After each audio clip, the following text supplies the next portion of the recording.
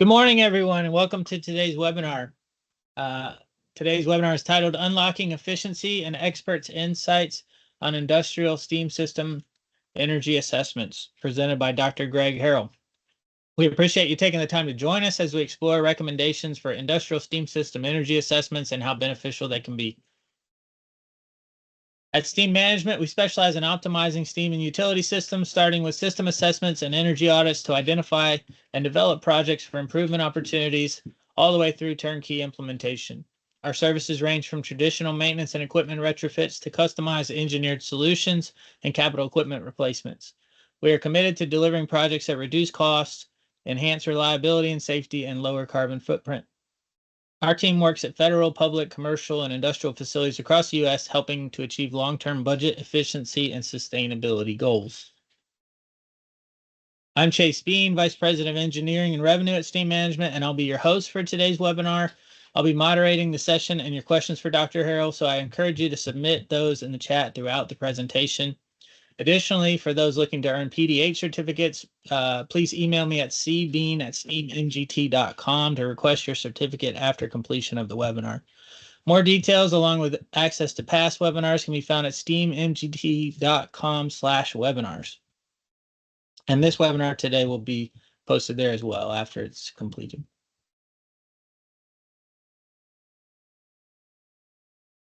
Now I'm honored to introduce our featured speaker, Dr. Greg Harrell. Dr. Harrell is a globally recognized expert in industrial energy systems with an extensive career evaluating and optimizing steam and cogeneration systems. His background includes a doctorate in applied thermodynamics and over 18 years of hands-on experience. He's served as the lead technical advisor for the U.S. Department of Energy Industrial Program. He was a co-developer of the U.S. Department of Energy Best Practices Steam Tools and Steam System Survey Guide, and he currently serves as the Director of Engineering Programs at Milligan University and is a professor there of mechanical engineering.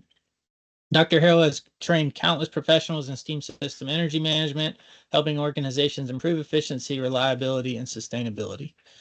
Rather than listing all of his accomplishments, I'll let Dr. Harrell introduce himself further and share more about his background and experience as we dive into today's discussion.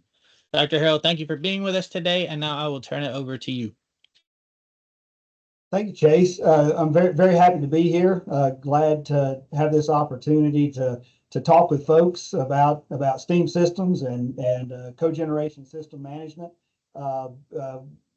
Thanks for the welcome. Thanks for the opportunity to talk. I also want to apologize. I hope I don't speak beneath everybody, because I know the group that is assembled here have a tremendous amount of knowledge, lots of experience, lots of really good knowledge in the area of steam systems. And all I'm going to do is talk about the general characteristics of what we find when we're investigating steam cogeneration energy systems out in the real world. So hopefully everybody will be just nodding along and going, yeah, I see that as well.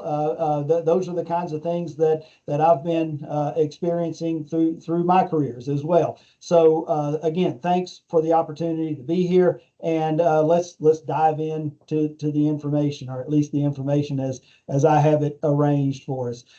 First, I'd like to just remind everybody, again, it's not necessary for this group to remind you of these things, but just to sort of set the scene for why we are so focused on this in our careers, on steam systems in our careers. It's interesting that across the world, humans use a lot of energy.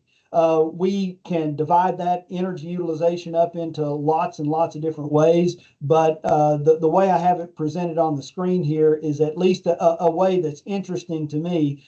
We see that humans use a lot of energy to move around. Transportation, right? Cars, trucks, planes, trains, boats, right? We use a huge amount of energy to get around. We use a bunch of energy in our homes to heat and cool, to be comfortable, to cook meals, to clean our clothes and that kind of stuff. So we use a lot of energy in residential and commercial arena. But we use a tremendous amount of energy to make things.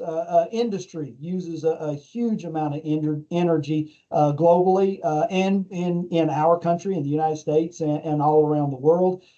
It is interesting to me that these three categories each use about a third of the energy that humans use. So they're all three big categories. If we want to manage energy around the world, globally or at home, we're going to need to focus our attention on these kind of areas, right? These categories. For us in our discussion today, we're going to focus our attention on industrial energy use, but a lot of the things that we will comment on will be directly translatable to residential and commercial arena as well. But again, my focus, my background, my arena is more in the industrial world. It's interesting that in industry, we use a lot of energy, about a third of the energy that humans use globally, but we use energy in specific categories. We're going to use a lot of energy in the form of electricity to drive motors that drive pumps and compressors and fans and other pieces of equipment. But in reality, in industry, we only use about 1/4 of the energy that we consume for industry operations for motor drives, for pumps and fans and compressors. 3/4 of the energy that we use in industry is for heating things. Now, that's a pretty stark picture. That is a picture that sets the stage for us in the STEAM arena as, yeah, this is really important. Heat, thermal energy, we use a huge amount of it in our manufacturing processes, in making things, in creating the things that we want and need for our global operations, right? But also we can further subdivide that energy into specific temperature categories. And it's interesting that we use a huge amount of energy in industry in a high temperature arena, 800 degrees Fahrenheit and above, and quite a large amount of that high temperature energy is actually in the 2000 degree Fahrenheit and 2500 degree Fahrenheit range. That's kind of a special category of thermal energy, right? It has a special characteristics associated with it. But almost a third of the energy that we use thermally in industry is in what we call low temperature energy, 300 degree Fahrenheit or thereabout or below. And we use a huge amount of energy in that segment or that section of the thermal demands. We find a lot of opportunities to improve, reuse, reduce, recycle energy in all of these arenas, but especially in the low temperature arena. This is an important part of managing our energy resources.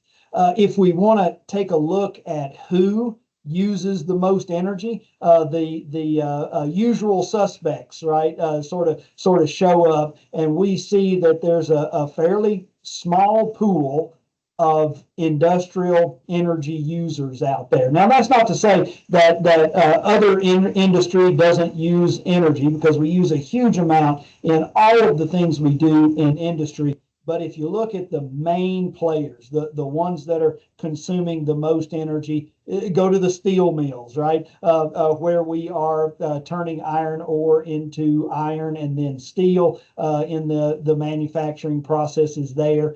In cement manufacturing, we use a huge amount of energy, large amounts of very high temperature energy in cement, in steel. These manufacturing processes require huge amounts of energy. When we get into chemicals, petrochemicals, in petroleum refining, natural gas refining facilities, we use a tremendous amount of energy there to manufacture, to make the products that we are looking for. When we turn to pulp and paper, the paper arena consumes tremendous amounts of energy in the manufacturing process of making paper. Aluminum.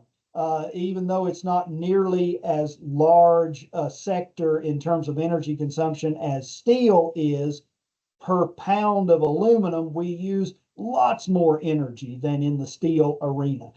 So aluminum is a tremendous energy consumer in the world arena. Ammonia is another one, chemicals facility, but ammonia in particular, the fertilizer manufacturing process and other chemicals, but fertilizer is the dominant one there. We use a tremendous amount of energy to convert basically air into fertilizer. These are the big players, right? The major components to the energy puzzle when we get into industrial facilities. But it's also interesting to, sorry to throw the graphs at you and that kind of stuff, but to do one more subdivision of this energy use in industry, to me, it's very interesting to note that when we look at industrial energy use, there's several categories that we can divide energy use into in the industrial world, but it is very interesting that over and over again, we see that two categories consume huge amounts of energy. Nearly two-thirds of the energy that is used by industry is consumed in steam system energy utilization and process heating energy utilization. So boilers, steam, heat exchangers, steam utilization, steam turbines, and furnaces and fired heaters and other process heating components out there. These are the big players in energy use in the industrial world globally, right? All around the world. These are the main players in who uses the most energy out in the world. And if you use a huge amount of energy, we all want to manage it better. We want to have better cost control and better utilization control over these resources. It's interesting to note that the things that we do in steam systems to manage energy better are the same things, at least for the most part, that we do in process heating systems. That's actually pretty comforting, right, to us out in the field, right? Because you use the same set of skills, tools, resources to manage process heating as you do in steam systems. So that gives us really good synergy in helping our efforts be useful and productive in managing our energy resources. If I could, if you'd indulge me just a minute, let me give you just a real quick run through of my background, only because this will set the stage for the comments that I'm making on steam system energy management, steam system utilization as we're going through. I was born and raised in a huge chemicals facility. I was a utilities process engineer for BASF Corporation. Had a great experience with these guys. Working in one of those large chemical plants that's a mile long, half-mile wide, and 4,000 people, right? My job at BASF was to convert coal into steam, convert steam into electricity, convert electricity into compressed air and chilled water and chilled brine and clean water, and taking wastewater and turning it into high quality clean water as well. Utilities, right? That was my life. That was my job. That's how I was raised, I guess, in the industrial world. And what a great experience that was, operating and helping to improve the operations of a large multifaceted chemicals facility with a cogeneration steam turbine based cogeneration facility. In this world, I would work on boilers, pulverized coal-fired boilers, working on steam turbines, dig into cogeneration, power generation, whether we're doing condensing power generation or back pressure power generation, but also energy intensive processes like compressed air, like chillers, cooling water, chilled brine at our facility. For me, at the time, at least, unfortunately, BASF decided to close down the facility. Here's a satellite view of most of the facility gone. Today, it's pretty much all gone. BASF had decided to promote me to a plant manager position at another plant. But I'm a gearhead. I like working on boilers. I like working on steam turbines and gas turbines and pumps and compressors, right? If you're a plant manager, then you're managing the people that work on the boilers and the turbines. And I don't like people very much, right? So I decided to, instead of taking the plant manager's position, with BASF at another location, I decided to go back to school, get my doctoral degree in mechanical engineering, and teach thermodynamics at Virginia Tech. And that may sound like the wrong thing to do for somebody who doesn't like people, but as you know, students aren't real people, right? You know, they're more like equipment. You're kind of adjusting on them, trying to help them be more efficient, help them to improve and do better things. So I embarked on an academic career at Virginia Tech. Great place, super university, as many are, right? But at Virginia Tech, the main focus there is research, cutting edge, research, trying to find that next piece of improvement for a jet engine, for example. Virginia Tech's got some of the greatest research labs you could ever see, places where they take jet engines and shoot lasers at the exhaust and figure out all kinds of cool stuff coming out of these jet engines. But I've done my job, my time as a researcher, and research just really isn't what makes me tick. So at Virginia Tech, I invented a position that was, instead of basic research, instead of fundamental cutting edge research, my job was to teach thermodynamics, but also to go out into industry around the world and help them chart a course to improve their steam systems, to improve their cogeneration systems, to improve their gas turbines and air compressors and chillers, to help industry utilize energy better, right? And so that took me to lots of different places, right? Lots of facilities where I'm working on boilers and evaluating steam turbines and understanding the cogeneration characteristics, gaining information about gas turbines and combined cycle facilities where we're utilizing multiple types of equipment to generate power, working with air compressor systems because they consume huge amounts of energy around the world, working on chillers, working on furnaces, right, where we are taking a fuel and trying to melt aluminum or heat up titanium or make steel in a steel mill. These experiences out in the industrial facilities of the world started showing a clear set of evaluation methods, a clear set of tools and resources, and more importantly, at least to me, targets, right? Things that we're going to look at, things that we know we're going to investigate in these complex energy systems that might be a natural gas plant in Indonesia, right? Or a petroleum refinery in Singapore, right? Or a chemicals plant somewhere in Saudi Arabia, right? These places are the places where energy is a mainstay, is a main part of what's going on in their facility and what they are trying to accomplish. And so digging into these types of facilities understanding how they're using energy and how they could be using energy better, right? Or in a more cost-effective way.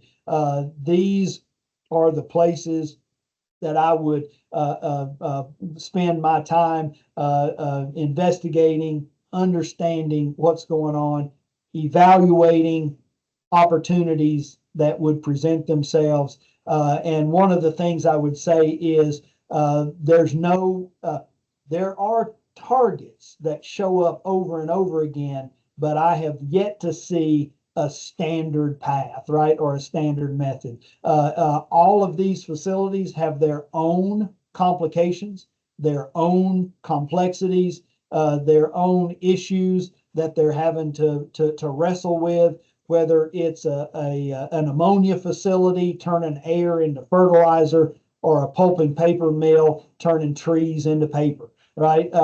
Each of these facilities is going to have their own set of issues, their own things that they're trying to solve or improve, whether it's the world's one of the largest pulp and paper mills in the world in Indonesia, right, where the paper machines are just huge, or a tiny paper machine in Ecuador, right?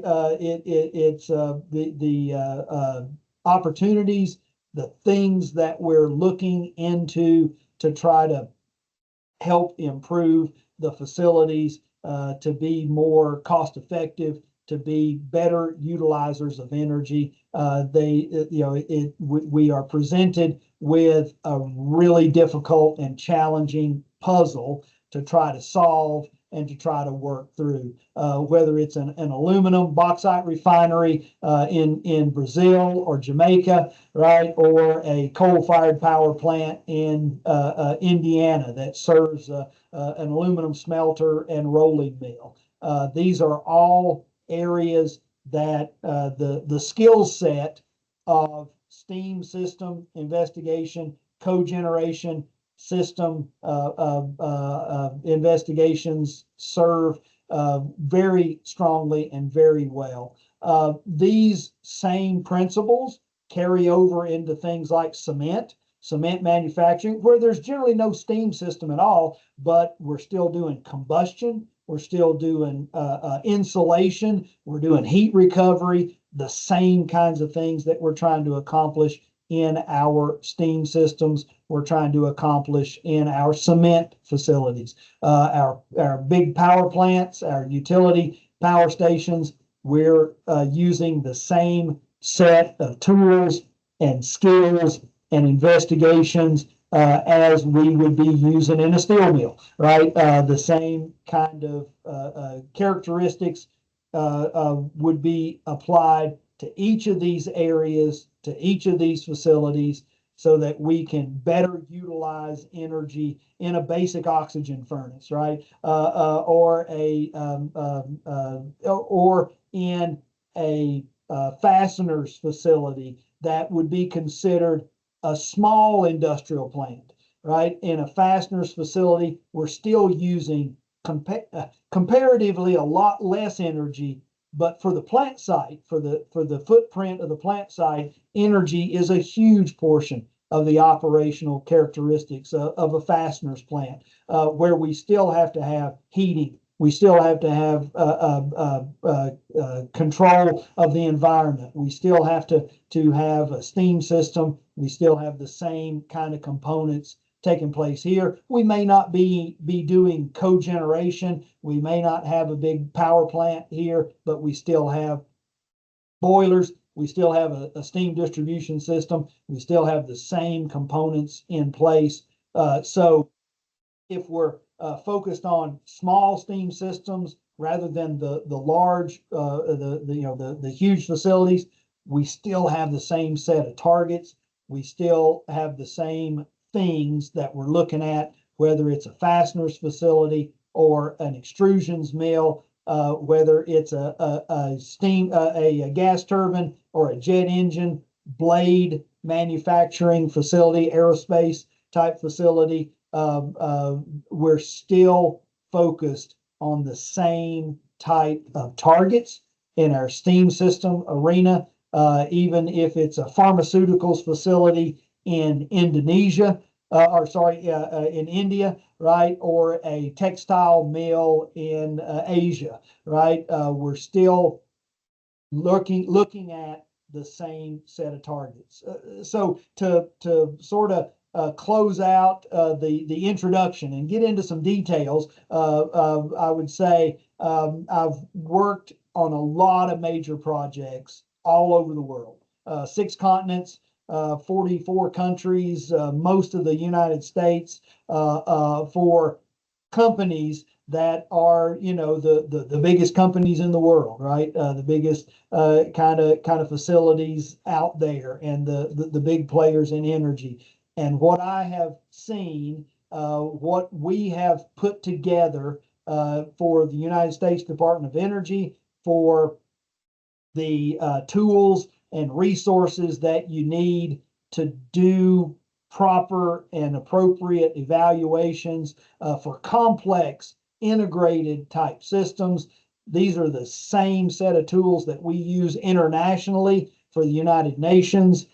These are the same set of tools that we set forth as the method, the strategy, the strategic path that we use to investigate steam systems all over the world. It's the same set of tools that I'm teaching my students in our thermodynamics classes, right, at Milligan University.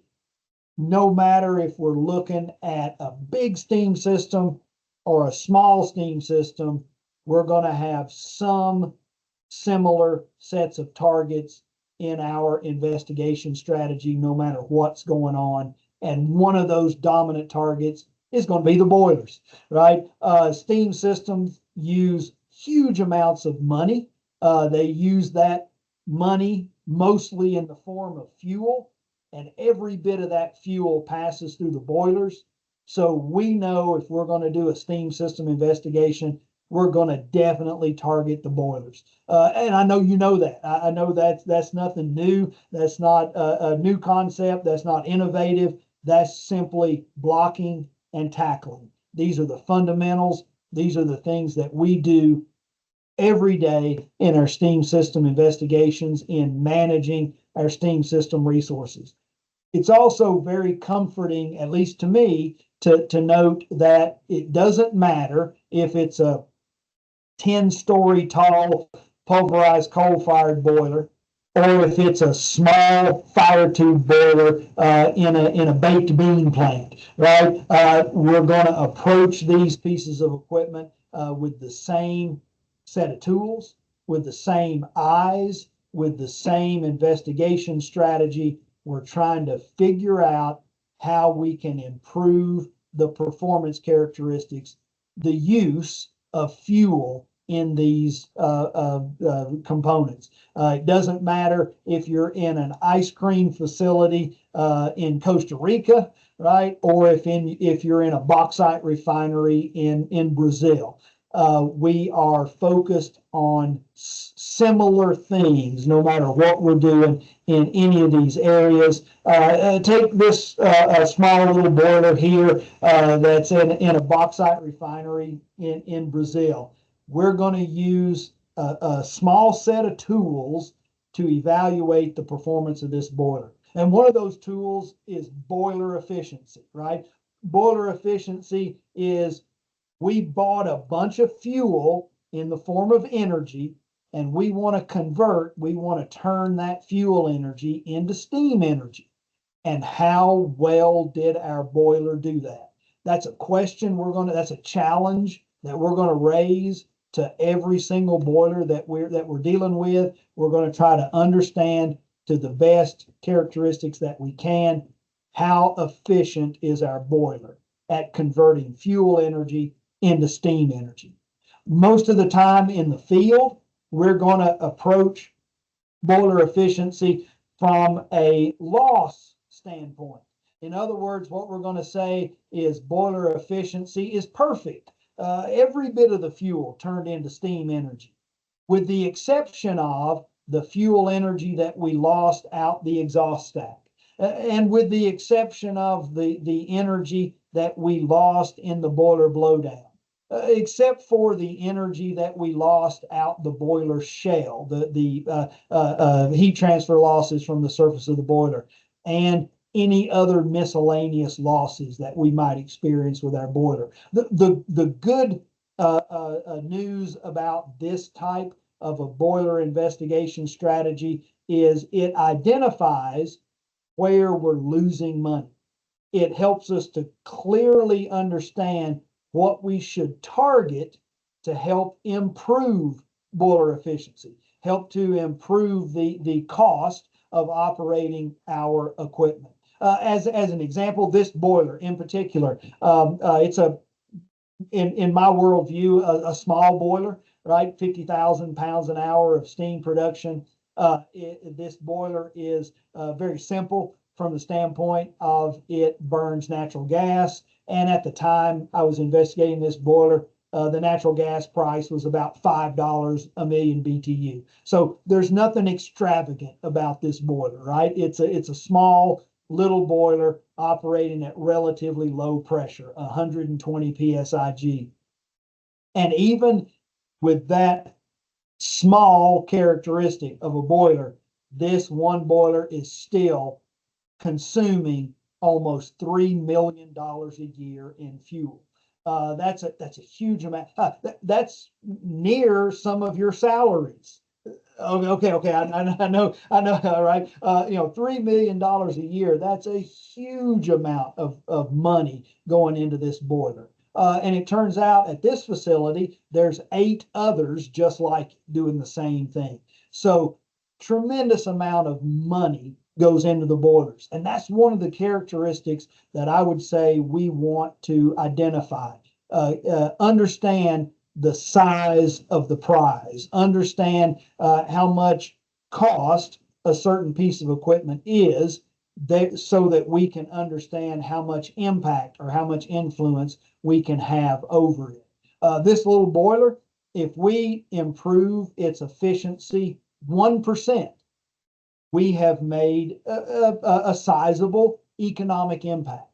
If we can change its efficiency 3 to 5%, we've made a significant economic impact. These are the kinds of things that we're trying to focus our attention on in our boilers. And of course, all of you know the primary points of concern, the primary factors that influence boiler efficiency boil down to, if I can use that pun, right, boil down to a pretty small list. Item number 1 that I would put on my list would be, what fuel are you burning?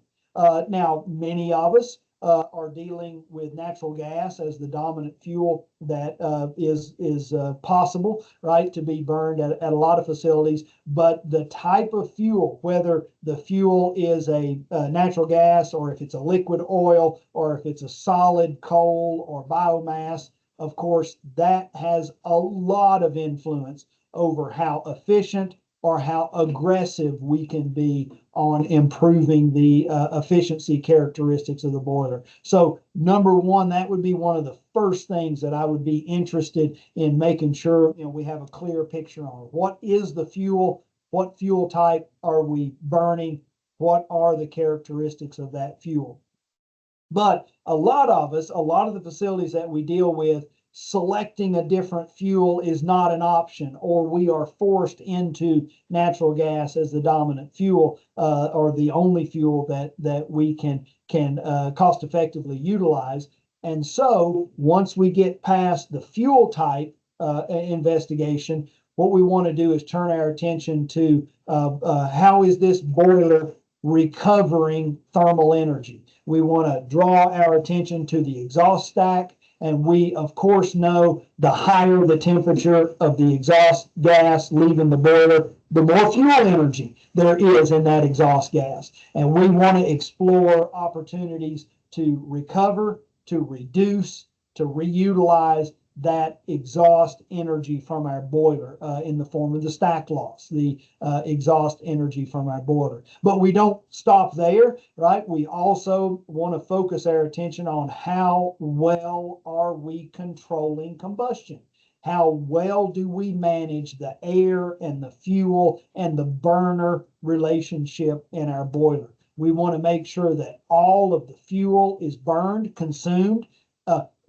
We want to make sure that all of the fuel has the opportunity to release its energy inside the boiler.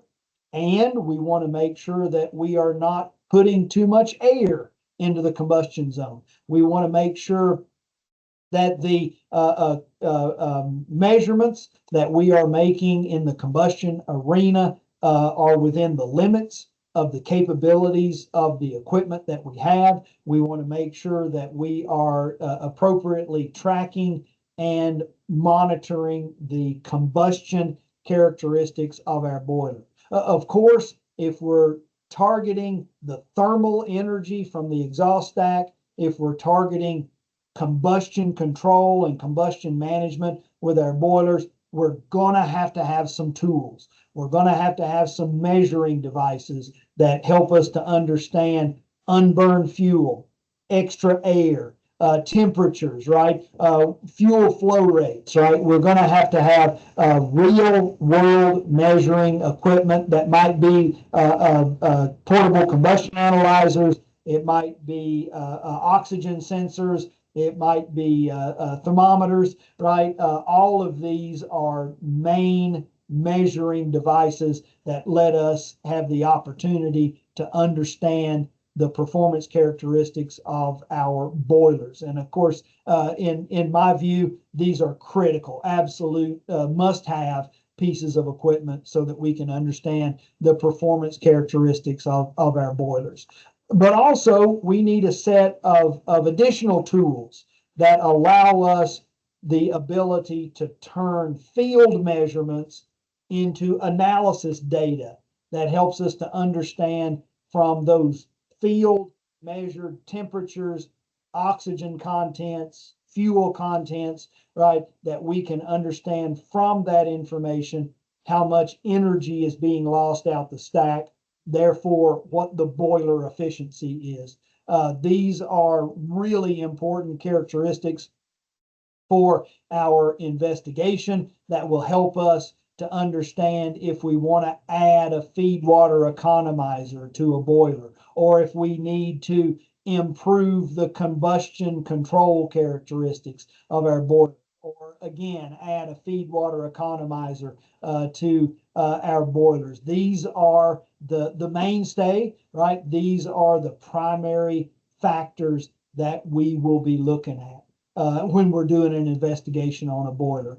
Things might get, I don't want to say exotic, right? But a little further from the standard if we're working on a combustion air preheater, right? For a boiler. Combustion air preheaters introduce more issues as you add them to boilers, so they're not as straightforward, not as easy to implement as a feed water economizer, but the same set of tools, the same set of measurements help us to understand whether these components would be appropriate for improvements on our boiler or not. Of course, we're going to focus attention on the burners. We're going to focus attention on how well is the air and fuel managed in the boiler, how well are we manipulating and allowing that fuel to release its energy. These are all really important characteristics when it comes down to combustion management. With combustion management, we want to make sure that we are managing our combustion arena to the point where all of the fuel is burned. All of the fuel releases its energy, but we want to make sure we don't put too much extra air into the combustion zone. Otherwise, we'll be carrying more energy out the exhaust stack. These are all really important characteristics that will be dominated by what fuel are you burning and what control components do you have to control the combustion process in your boiler. If we've got a really simple position control type combustion control arena where we're simply using a mechanical interconnection between the air and the fuel control devices, that limits how well we can control our combustion characteristics. In contrast, if we have a permanently installed, continuously monitoring oxygen sensor that actively controls oxygen to a set point in the combustion zone, that can give us much improved combustion characteristics. So these are all things that we want to make sure that we poke around, that we challenge our boilers with. Let's turn back to our little example boiler, this Hey, $3 Greg. million. Oh, yes, go ahead. Yeah, we got a couple questions. Just thought I'd interrupt with these. Yeah. One is Dr. Harrell, in your experience, with a lot of facilities trying to meet their decarbonization goals and aiming to be carbon net neutral, what challenges do you see in the next decade to achieving such goals? Wow, yeah, that's a big question. Yeah, that one could fill up several hours, right, Yeah. of investigations. But we are seeing a lot of that these days, and so what we are seeing as opportunities for a lot of facilities would be to transition from a carbon heavy fuel to a reduced carbon emissions type fuel if we still have to have heating. And in industry we need heating, or we don't make the plastic that everybody wants, right? Or we don't make the aluminum that everybody needs, right? So we're going to need, we haven't come up with lots of new ways of making things. So if we still need heat to manufacture things, then burning a fuel is one option, but a lot of energy is at relatively low temperature, below 300 degrees Fahrenheit. And in the below 300 degree Fahrenheit arena, industrial heat pumps are becoming a much more cost effective, much an excellent way to utilize electricity rather than burning fuel directly at the site to produce low temperature, still 250 or near 300 degrees Fahrenheit. But a industrial heat pump is one of the avenues that we can take. Of course, if we're forced into a steam system, which I'm a steam guy, right? So steam is not a bad word in my worldview, right? But if we're forced into a steam system, of course we do have the option of electric boilers. Of course, that raises a lot of questions about what is the electricity source, right? How is that developed? Where does that come from, right? And so that definitely influences the pictures. But in a lot of heavy industry, like in the steel arena, we're looking at a totally different process to make steel. Direct reduction of iron using hydrogen rather than coal for iron and steel manufacture. That's a major push, a major advantage there. In the aluminum world, we're looking at inert anodes so that we're not consuming carbon and releasing carbon in the smelting process. And if we have clean electricity available to the bauxite refinery, then we can utilize electrical energy to make steam. Steam is essential in aluminum manufacturing. Other facilities, other types of industry, we're trying to target how can we not need high temperature heat? How can we do things differently?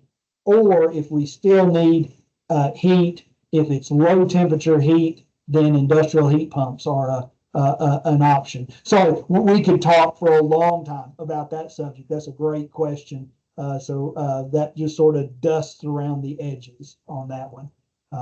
Other comments or questions? No, great answer. And we touch on that topic a lot in some of our other webinars.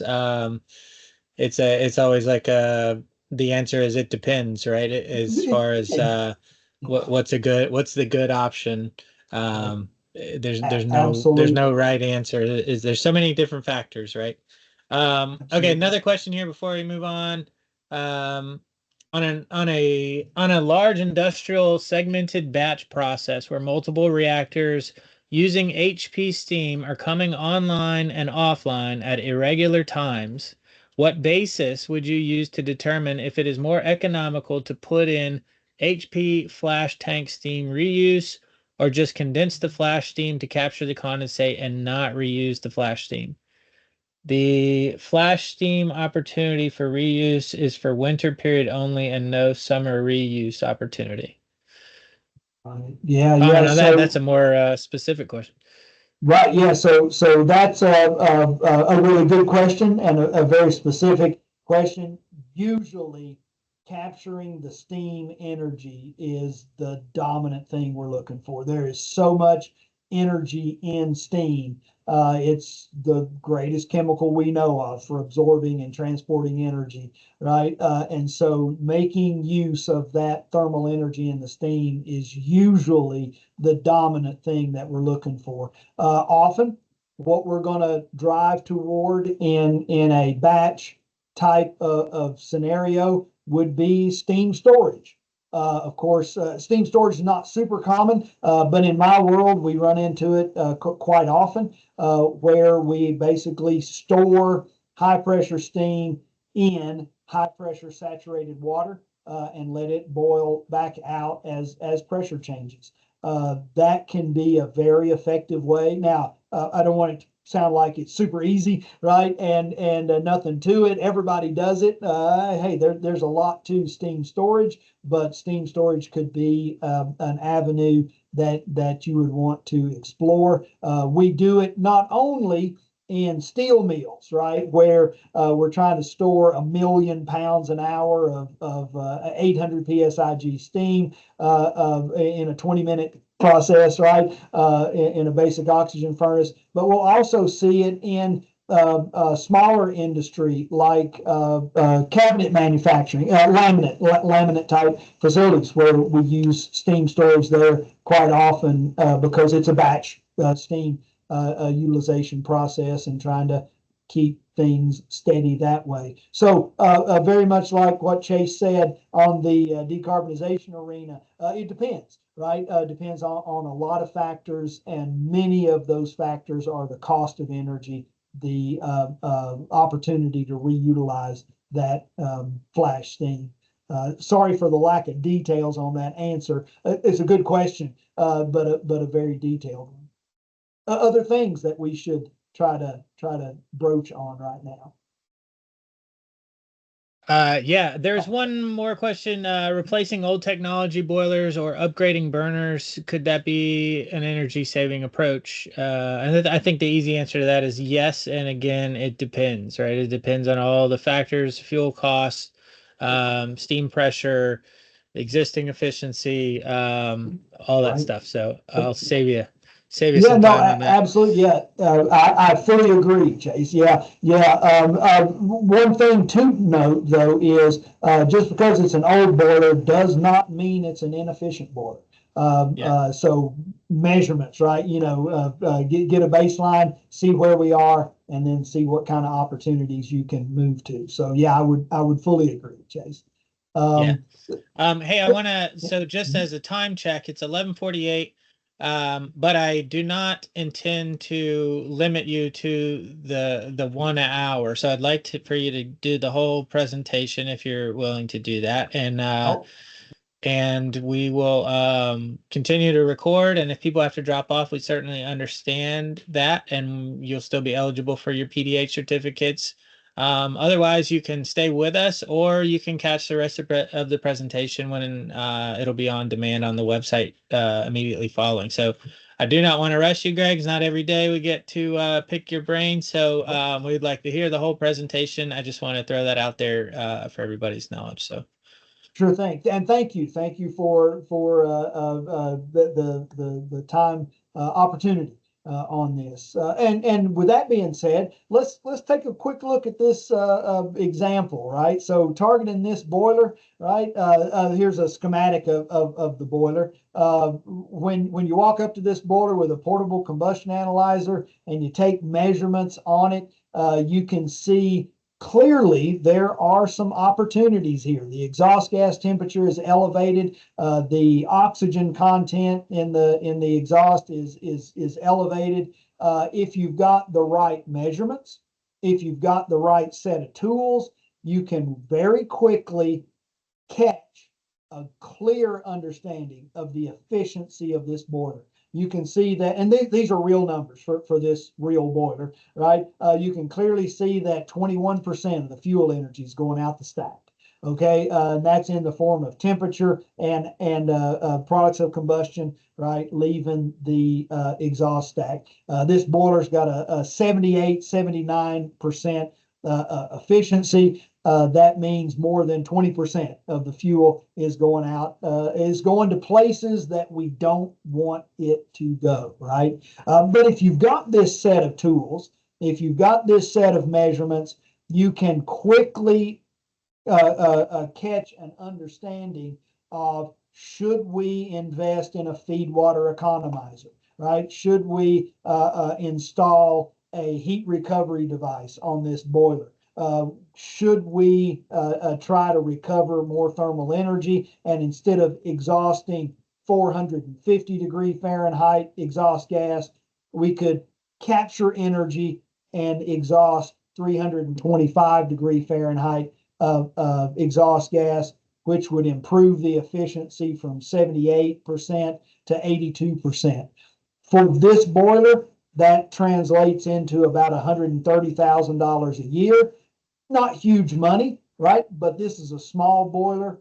Feed water economizer it's going to be expensive. Okay, it's not going to be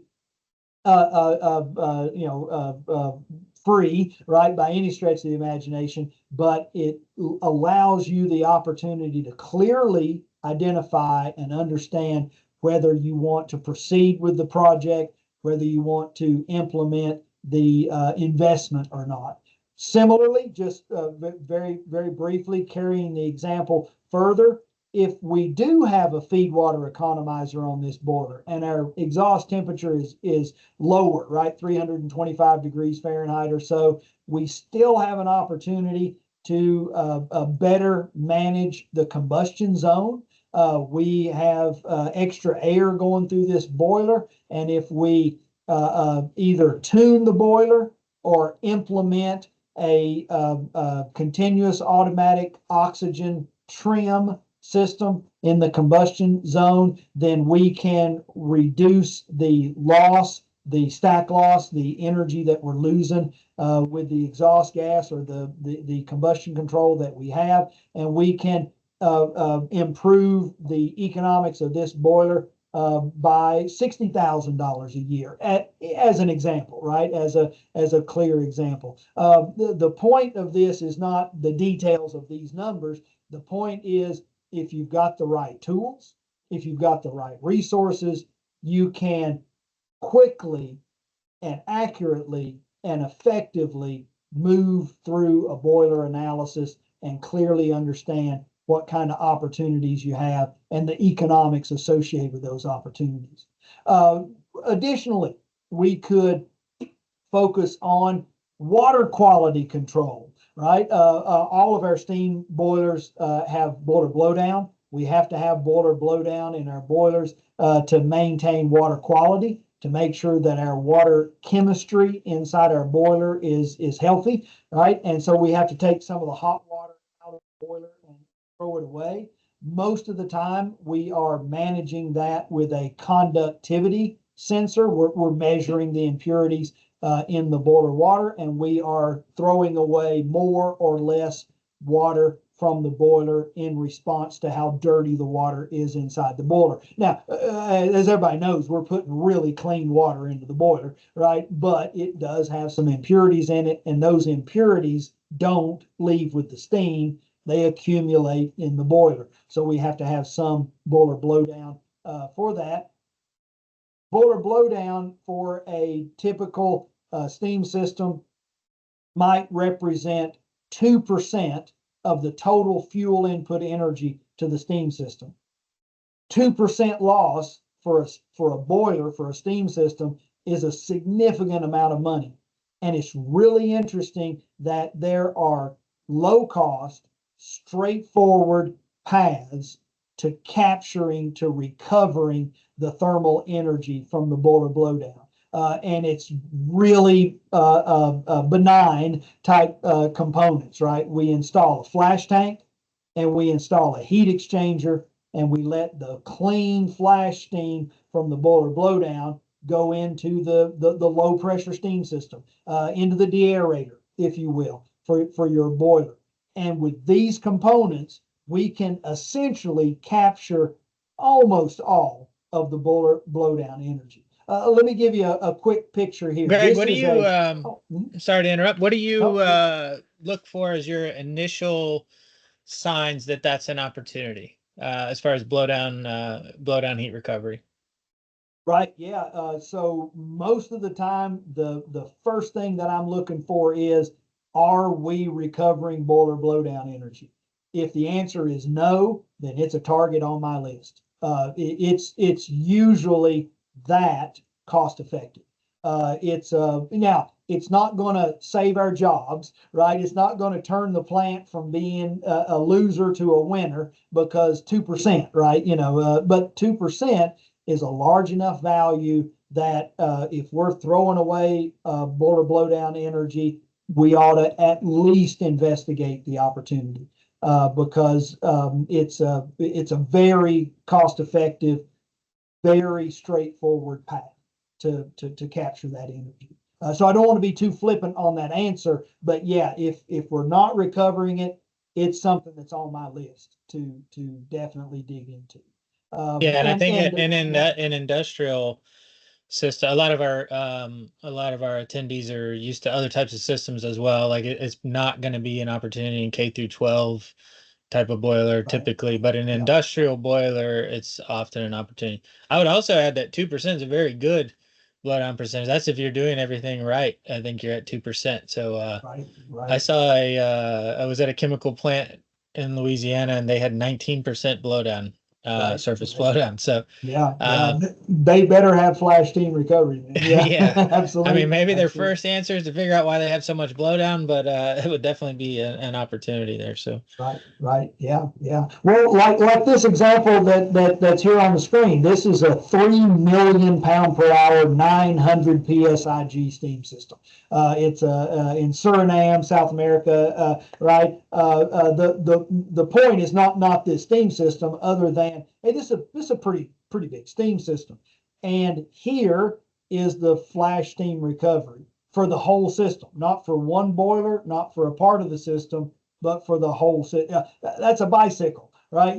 So you can see flash steam recovery. This is a big steam system, right? Flash steam recovery does not need to be big equipment, does not need to be large, expensive components. It needs to be a flash tank, right? In this instance, there's 2 flash tanks simply because it's 900 psig. So we do an intermediate flash and a low pressure flash. And around the corner, there'll be a heat exchanger to do the final heat recovery to make up water. So, really benign type pieces of equipment that just help your operation and help save money.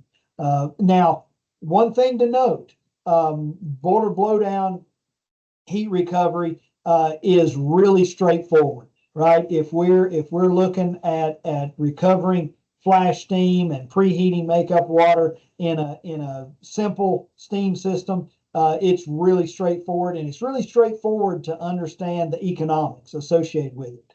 But if you have steam turbines, the analysis gets a whole lot more complicated. It doesn't get insurmountable by any stretch. Even I can do it, right? So we can do these analyses, but the turbines are going to get impacted.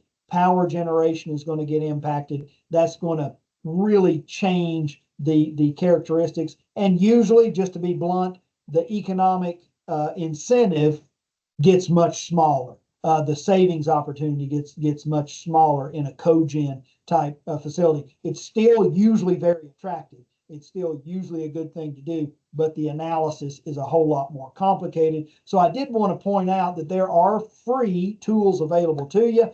United States Department of Energy, the measure tool gives you the opportunity to analyze more complicated cogen type systems, allows you to the opportunity to understand the economics associated with blowdown, flash steam recovery on turbines and those kind of components. So there are resources available to you to even help out in those investigations. But let's move a little further afield. Let's move out of the boiler room and start looking into the distribution system, right? Where steam leaks, of course, would be something that we would want to definitely mitigate, manage, reduce, eliminate in our steam system. The good news about steam leaks is they're easy to find, right? They're loud, they're hot, and they usually have a cloud, right? So finding steam leaks is usually straightforward. Usually the problem is in fixing, right? Fixing steam leaks can be, just a major maintenance challenge. So one of the things that we're often doing is trying to quantify the loss associated with the steam leak. And often we're using flow measurement devices, simple flow measurement devices that'll give us an understanding of how much steam flow we're losing. But often steam leaks are fixed because of an appropriate reason, right? But a non-energy reason. Very often steam leaks are fixed for safety, right? For safety concern. But it is interesting to note. Here's a little chart that shows, for a certain size orifice, for a certain pressure steam, how much steam flow would be passing through that opening in terms of pounds per hour. It's interesting, for a typical cost of steam of $10 per 1,000 pounds, which is about $6 a million BTU fuel, right? That 140 pounds an hour of steam flow is $20,000 to $25,000 a year. The point I'm wanting to make here is a 3/16 inch diameter leak, a sizable leak. Now this one's bigger, right? That's more, that's larger than a 3/16 inch diameter leak, right? But it's interesting to note, most of your steam traps have a larger restricting orifice in them than 3/16 inch diameter. Most of your steam traps, if they are failed open and blowing, are passing 100 to 200 pounds an hour of steam flow, which means an open blowing steam trap can cost a huge amount of money. So not only are steam leaks a primary target, steam traps are an even more primary target. They're an even a stronger candidate that we need to be managing. We need to be investigating. We need to make sure that we're going to our steam traps every year and investigating, are they working correctly? But we don't want to just understand if they're working correctly. We also want to understand, are they the right trap for the application? So we need to understand steam traps, right? We need to understand their characteristics and which ones we should use in certain applications. But we don't want to stop there. We also want to understand, are they installed correctly? There's, as you know, proper ways to install steam traps. And if you don't install them correctly, they're not going to work, right? They're not going to do what we need them to do. But we also want to investigate, are we recovering condensate from these steam traps? So, if we're going to every steam trap in our facility at least once a year to investigate this is going to really help reduce the amount of loss from our steam traps. But there's also another tool that I find as super important in investigating steam traps, and that is to go to our condensate receivers, go to the places that our steam traps are discharging into, and look at the vents. Most of our condensate receivers are vented to the atmosphere. We want to look at these vents and we want to understand, are we losing that? Now, there'll be some flash steam in almost all of our condensate receivers, but this picture represents lots more than flash steam, right? These pictures represent excessive amounts of steam coming into our condensate receivers and being exhausted out the vents, which then shows us clearly that we have failed steam traps.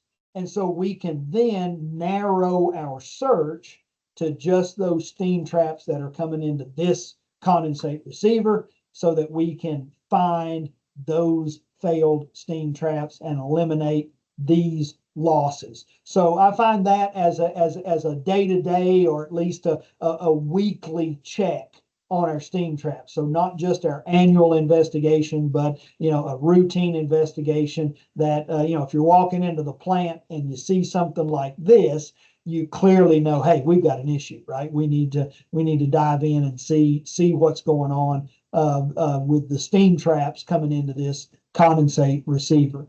So these are some of the tools, some of the resources available to us. I mentioned we need to understand if we've got the right steam trap in every application. Here's a real quick example from Lagos, Nigeria. Right? So I was working in Nigeria, and one of the questions that I was asked at this facility was, hey, we're getting ready to replace this drum heater, right? It's not big enough. It doesn't have enough heating capacity. We need to, have more heating capacity for our drum heater. Help us size it, right? Help us figure out what model drum heater to purchase. And so went in and investigated this. It's steam heated, right?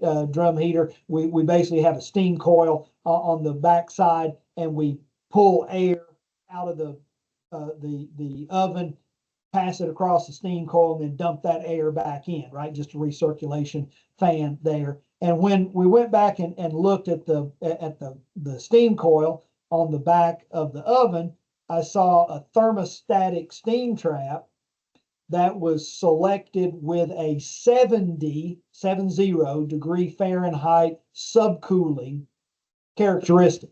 And so a lot of subcooling before that trap opens. So when you use a thermal imaging camera on the side of the coil, you see that there's relatively cold condensate most of the way up through the heating coil. So what we did was, in the next hour and a half, we simply changed the steam trap out for a float and thermostatic type trap, which immediately drains out the condensate, which lets your steam coil have high temperature from top to bottom, right? Now, I'm not trying to tell you floating thermostatic traps are the trap you should use in all applications. In this application, they were the right choice, right? Where we want to get rid of condensate right when it's formed, which allowed this drum oven to heat the drums faster than we needed them heated. So now we don't have to buy a new drum oven, right? We're simply putting in place the right equipment for the application. So understanding which type of trap to use for a specific application, super important in the grand scenario of managing steam traps. Almost in conclusion, right? Other areas that are super important would be insulation. Right, as we walk around the facility, as we see steam pipes that are poorly insulated or the insulation is obviously missing, putting insulation on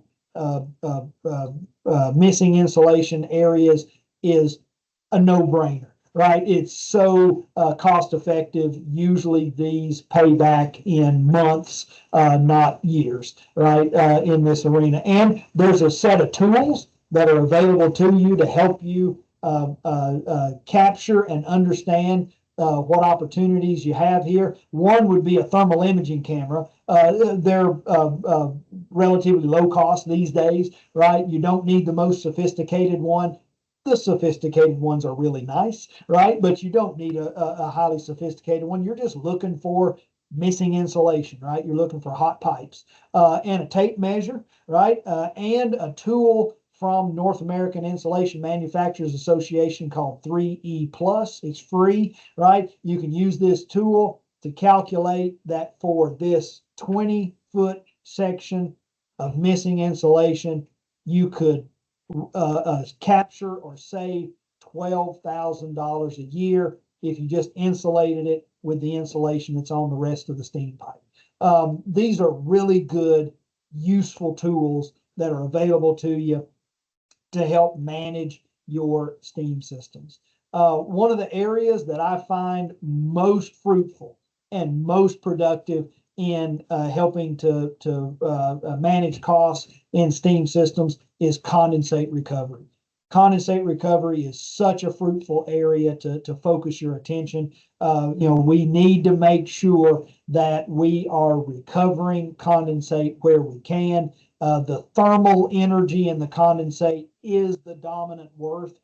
It's worth more than that, but the dominant worth is the thermal energy, the fuel energy in that. I was in Houston in the ship channel one day, and I saw a heat exchanger discharging condensate to the sewer. I got a 5-gallon bucket, and that condensate filled that 5-gallon bucket in about 30 seconds.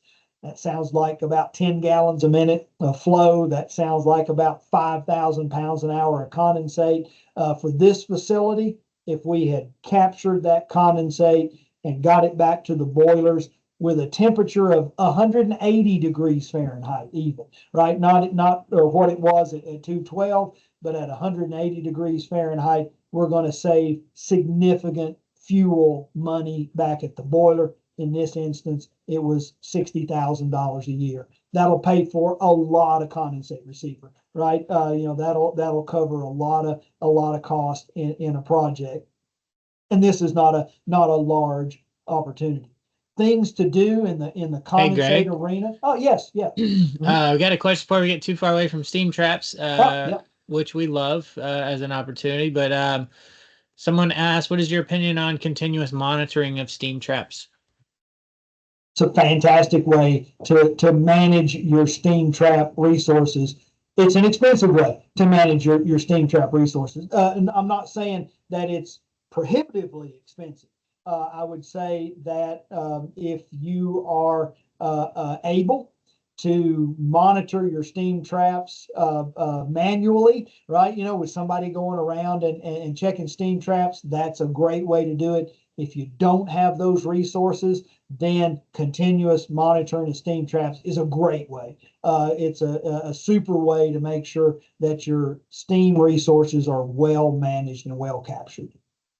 I would add to that too. We implement a lot of these systems, and it's kind of back to the it depends answer, where there's a lot of factors that go into it, but it's all about like how much loss are you avoiding by putting in the system. So if you have higher pressure, higher fuel costs, utility incentives available for the systems, that all changes the equation a lot, right? So and also if you just had a hard time staying on top of your steam trap management, or if you have critical processes to where if that trap fails, you're talking about downtime.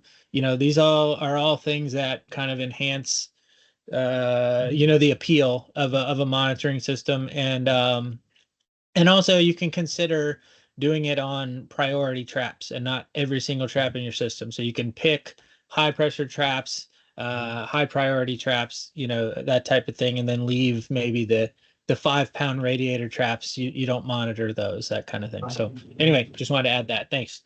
No, I couldn't have said it better. That's exactly what I would have said. Yeah. So perfect. Yeah. In perfect agreement with what you're saying. Along with that, if we can do flash steam recovery, cascade condensate systems, high pressure, medium pressure, low pressure, capturing that flash steam from condensate receivers is a great thing. Now, it can mask some failed trap problems, okay, right? But those are parts of the puzzle. But those things that we use to help understand if we've got failed steam traps are still the same. Are you hearing water hammer, right? Are we seeing temperature, hearing noise, right? These are all things, all the tools that we use in the trade.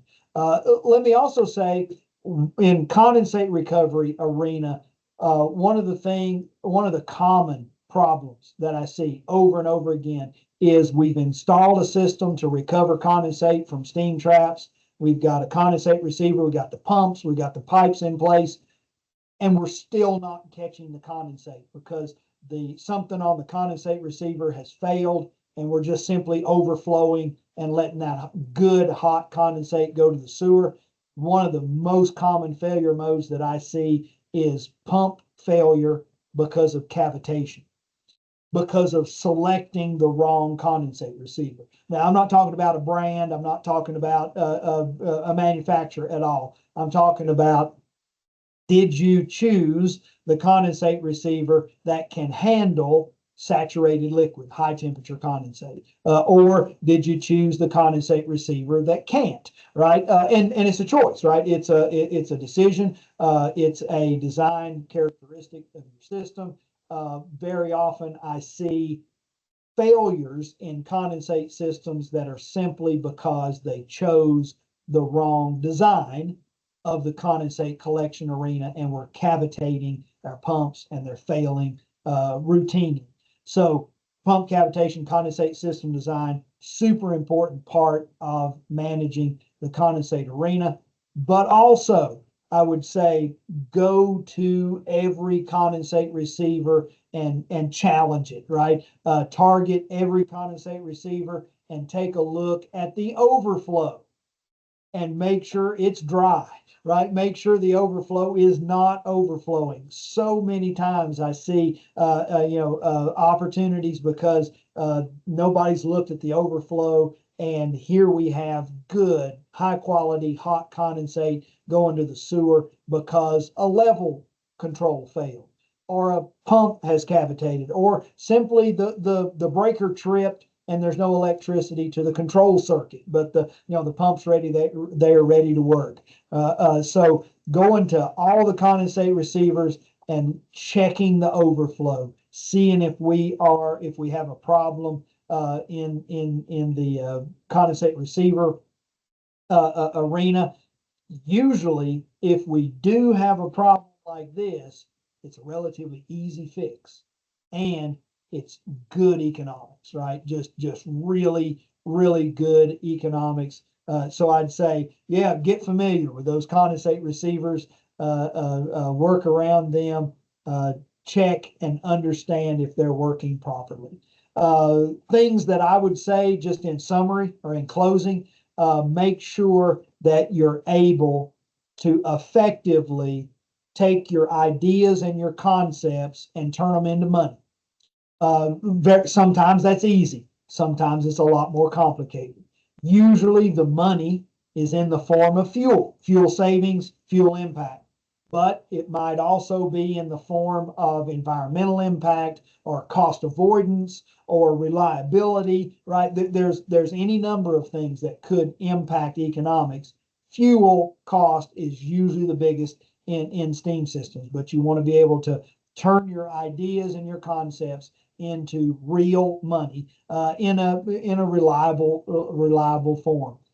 Also, we want to make sure that we are measuring those critical items that allow us to manage our energy resources. So identify the measurements that allow us the opportunity to manage our boiler efficiency or our steam trap operations or our condensate recovery, right? We want to make sure that we are measuring so that we can manage our resources. These, in my view, would be, the starting point of any steam system investigation. Sorry I went over, but this is good stuff, right? This is the things that we deal with every day the things that we are very interested in and find as super important. Are there any questions, any comments anybody'd like to make? We got a couple more comments and questions. One is, what are common causes of steam venting besides failed or misapplied steam traps?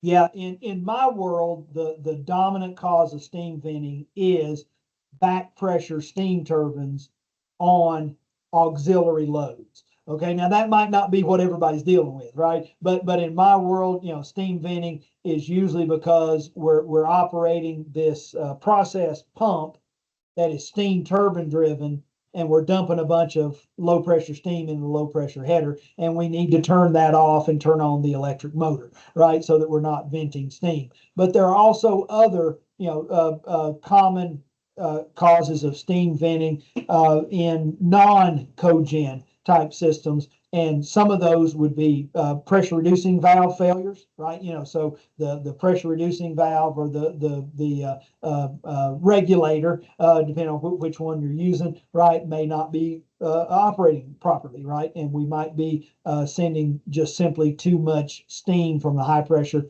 to a low pressure system. Of course, as you mentioned, flash steam recovery. We might have steam traps failed and sending too much flash steam into the low pressure header. We might have a low steam demand on the low pressure header. And so all of our good efforts of recovering flash steam or blowdown flash are going to naught, right? Because we're just throwing it out the vent. So those are some of the common avenues that we see vent steam occur from. Another question, great answer. But another question here is, what is your opinion of using steam versus compressed air as the motive force for a float operated condensate pump assembly? Yeah. So he's talking about yeah, go ahead. Yeah, great. I would favor steam just because it'll condense, right? And your compressed air won't. However, if you've got an appropriately designed, if you've chosen a good pressure powered pump, then compressed air will work just fine, right? It'll do really good.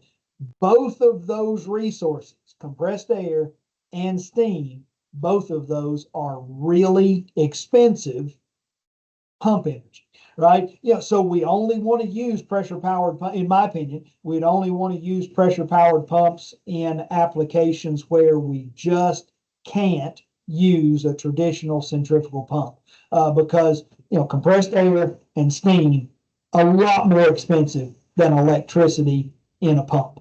However, if we're just talking about a small amount of condensate, or if we're talking about a situation where a centrifugal pump just won't survive in the location where we have to put it, then yeah, pressure powered pumps are great opportunities.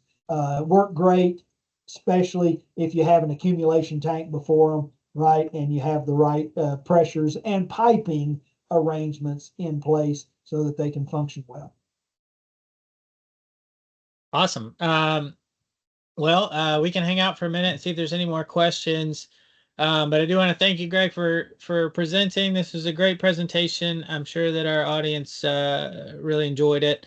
And also wanted to point out that we do have an upcoming webinar that I will be presenting about the different uses of steam across different facility types and efficiency opportunities for those. And then, as always, if you do want a PDH certificate for this presentation, you email me at cbean@steammgt.com for that. And otherwise, we really appreciate everybody joining. We appreciate Dr. Harrell for giving us his time today. And we will hang out for a few minutes and see if there's any more questions. And we will see you next time. Super. Yeah. Thanks everybody for listening and playing along. Thank you for the opportunity to talk with you.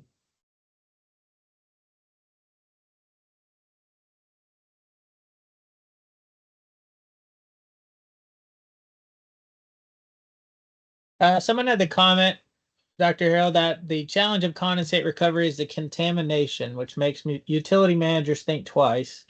But of course it works to find the solution. So I guess the question is, how do you feel about the challenge of contamination in the condensate? Yeah, most of the time. Now, not all the time. There's definitely exceptions, right? But most of the time, the contamination issues can be traced back to a leaking heat exchanger, right? And now again, there's exceptions. There's other things, right, that could be going on, but a leaking heat exchanger can be fixed, right? And so a lot of times what we're going to do is monitor conductivity on condensate, or monitor some other specific, if we're in a milk plant, right? Just to be silly, right? If we're in a milk plant, we can monitor for conductivity, or we can monitor for milk, right? In the condensate, and then dump the condensate if we have high conductivity or impurities in the condensate, but also trigger an alarm so that we can go find the problem. I know at my BASF plant, we were a million-pound per hour steam system, low pressure, 400 psig, right? Cogen facility. So steam quality was really important because it impacted our boilers and our turbines, right? And other things, but immediately to us. And so, yeah, we would monitor not only conductivity of our condensate streams, and we have lots of them, right? We would monitor conductivity, but we would also monitor total organic carbon, TOC, on them, because especially from one of our chemical process plants, it was organic chemicals, right? And we could readily see total organic carbon. And basically, we just had a solenoid diversion valve, right? That would, if our values went above a threshold, then we would dump condensate, not send it back to the powerhouse, set off an alarm, go figure out what's going on. I don't want to minimize the issue. Contaminated condensate is a real problem, right? It's causes carryover and fouling in our turbines and mess up lots of parts of our system. So I don't want to go, don't worry about it. No, we need to worry about it. But often the first path would be, we'll find what's contaminated condensate and eliminate that problem. If we can't eliminate that problem, then you might explore, can we clean it up? Maybe polishing, right? Maybe doing some kind of cleanup process there. That can get expensive, as you know, and can be cost prohibitive in that arena. But those would be some of the things that I would say we would investigate. Sorry to also interject. I spent a lot of my career in bauxite refining, and a lot of my career in petrochemicals, petroleum refining. Right, it's really interesting. Petrochemicals, petroleum refining, high pressure steam systems, super high quality water, super low boiler blowdown rates. Right, in bauxite refining, super high pressure, cogen, right? All stuff, super dirty water. Okay, and so we're going to have totally different philosophies, right? In those two facilities on dirty condensate, right? In a bauxite refinery, we're like, hey, we're making the stuff. The process discharges or creates high temperature, high pressure, dirty water. We're going to put that in our boilers. Okay, right? And in a bauxite refinery, we're like, don't worry about it. Let's go, right? In a petroleum refinery, if there's one heat exchanger with a tiny leak in it, we're all nervous, and what are we going to do? How are we going to fix this issue, right? We can't let our steam system get contaminated. And I'm not saying either one of them's wrong, right? It's what are the circumstances? What are we trying to accomplish? It's Chase's notion of it depends, right? So those are all parts of the puzzle. I was in a veneer mill where they chose to use their contaminated condensate in their log vats. So they had a process that was very dirty anyway. It was consuming steam, and they just dumped their contaminated condensate in there. We have another question here. do you ever install flow regulating valves such as Griswold valves to keep the condensate pumps from operating off the curve and cavitating? Condensate pumps are often designed with excess head for the load, is the comment at the end. But do you ever use Yeah, flow regulating valves? Yeah. yeah, sure. Try to keep the flow low, to keep within the net positive suction head capabilities of the pump. Those are possibilities, right? For the situation, I find that I would prefer. Now, I'm not saying this is that the flow limiting valves is a bad way to go. I would prefer, hey, let's get a low net positive suction head requirement pump in place. Let's get the receiver high enough to where, yeah, we don't have to worry about it. Let the pump operate the way the pump wants to run. But if backing down the flow will significantly change the net positive suction head requirements of the pump, then yeah, that's a great way to do it. A lot of times these systems have kind of a constant back pressure on them. So I think you could also just like, control use the globe. Usually there's a globe valve or some sort of limiting valve on the discharge of the pumps that you could kind of run it back on the curve that way as well, Yeah. without, having to install anything. Yeah. What I see a lot is there's a lot of condensate receivers that are sold that if you read the fine print, it says it clearly, maximum condensate temperature, 180 degrees Fahrenheit. Some of them are 150 degrees Fahrenheit maximum condensate temperature. And if we've got a properly functioning floating thermostatic steam trap, you're going to have 212 degree Fahrenheit condensate, right? And so, a lot of these condensate receivers that I'm seeing, they're just incapable of performing in the place we've asked them to perform. I'm not picking on, I'm not saying, bad condensate receiver. I'm saying we're asking more of it than it is capable of doing. And we need to choose a different receiver, a different arrangement, right, for that. And these, not to just plug steam trap maintenance, but these problems are exacerbated by failed traps because your net positive suction head requirement changes as the fluid temperature changes. So when you have a bunch of traps letting live steam into the tank, and the tank's like sitting at 212 plus degrees Right. instead of 190 degrees for maybe a more well Yep. maintained system, then Right. you're going to have more. You're closer to cavitation in the pumps, and you're going to cavitate more. Absolutely. Yep. Absolutely. So it goes back to a lot of problems go back to steam trap maintenance. Funny Mhm. enough. So I agree. well, awesome. All right, I think that we're running out of questions. I don't see any more questions, so I think we're all set. That was great, Dr. Harrell. We appreciate it. We appreciate everybody that stuck around and everybody else as well. And hopefully they'll My catch up pleasure. with what they missed on the recordings, which are available. And you guys, if you're interested, you should check out the webinar page. It's steammgt.com/webinars. You can check out past webinars, and there's a lot of good stuff in there. But anyway, I hope everybody's appreciated this webinar. We certainly appreciate Dr. Harrell's time, and we hope to see you on the next webinar. We're going to close this out here in just a second. Thanks, everybody. I appreciate it.